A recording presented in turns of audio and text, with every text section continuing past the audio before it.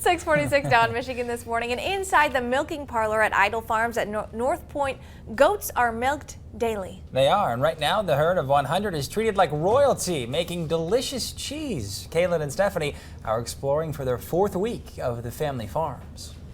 This is so cool, you guys. Okay, we made it. Our goats, our amazing goats at Idyll Farms in Northport, they've come into the milking parlor, and they all came up the steps. And Amy, they seem to know exactly the routine. They like hopped right in here. They were ready to go. Well, I'm glad to hear you say that because most of these are first fresheners, so they're new on the stand. And you said it can get, if it's ever crazy in here, if people aren't behaving, it's called a goat rodeo. But there was no goat rodeo happening.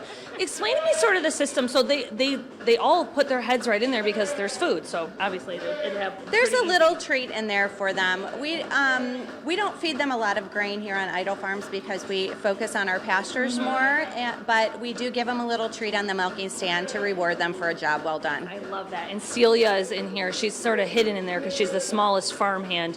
But she's working just like everyone else to get everyone ready to go for milking. What is it like for you to know that your kids are learning? They're learning how a farm operates. This was a really important thing for you and your husband when you started the farm. That's exactly right, and it's one of the reasons why we wanted to do this is to be able to offer for our family a chance to learn where their food comes from and how to operate farms in a sustainable way and get back to the earth. It is amazing. How many goats will get milked on a daily basis here? We have 102 goats milking right now. We're working up to a herd of 200 milking. Okay, and then I know we're going to get to the part where it becomes cheese and we go through the process, but after the milk is pulled in here and they're all hooked up and they're milked, then how soon is that milk being put into cheese? What's the wait time or the time frame here? Well, that's the great thing about our farmstead operation is we have such fresh milk that we're getting.